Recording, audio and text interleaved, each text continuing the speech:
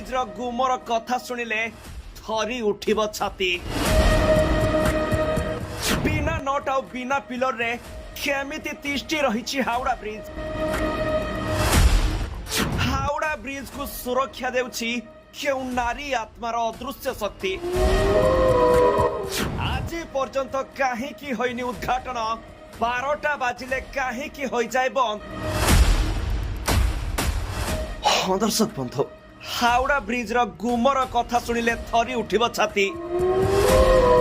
तेबे आखि पाउनथुवा एते बड़ विशाल ब्रिज बिना नट आ बिना पिलर रे तिष्टि रहिछि केमिति? झुलंता अवस्था रहितबा ही ब्रिज को रक्षा करुछि किए?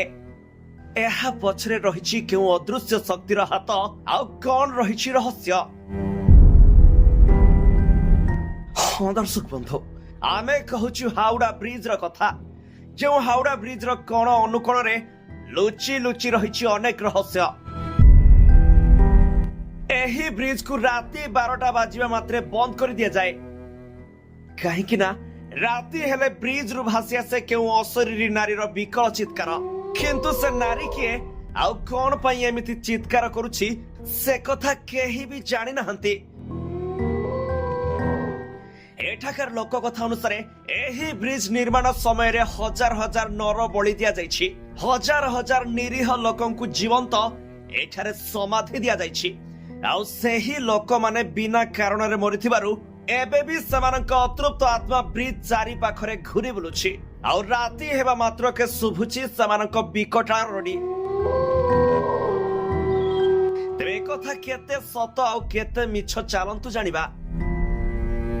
कुहा जाय कुआरे मनिषर रक्त मांस आउ हाड़रे एही ब्रिज टी निर्माण होइछि।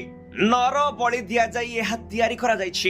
एमिति कि एही हावड़ा ब्रिज रे एक चाबी रहिछि, किंतु एही चाबी भारत रे नहीं। इंग्रेज माने एही चाबी को नै जाइथिले ओ एबे भी एही चाबीटी इंग्रेज मानक पाखरे रहिछि। एही चाबी द्वारा ब्रिज को दुई भाग करी खोला जाय परिबो। बड़ बड़ जहाज जीवा समय रे ब्रिज को खोलिबा पई एही सुविधा करा जाइथिला। गला बेले इंग्रेज माने कहि देई जाइथिले 12टा परे एही ब्रिज को बंद रखिबो, नाइ तो अघटन घटिबो। आउ एबे भी से दिन हेउ कि राति 12टा बाजिबा मात्रे ब्रिज को किछि समय पई बंद कर दिया जाए। ब्रिज रो इतिहास कहे जे कलकत्ता और हावड़ा मझिरे थिबा हुगुली नदी पई लोक माने जीवा आसीबा करि पारु नथिले, जहा फल रे लोकंक सुविधा पई एही ब्रिज को निर्माण करा जाइथिला। एही ब्रिज रे पिलर न रहिबार कारण हैला जहाज जीवा समय रे जेमिति किछि भी असुविधा न हुए। 280 फुट रो दुईटी स्तंभ उपरे एही ब्रिज टी छिड़ा होइछि।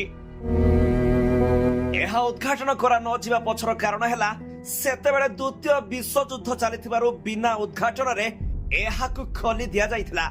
सेते बेले एडवांस टेक्नोलॉजी रे तयारी होइतिबा एही ब्रिज एबे विपद रे पड़िछि। लोकमानक पान ओ गुटखार छेप पड़ी एहा नष्ट हेबाकु लागुछि।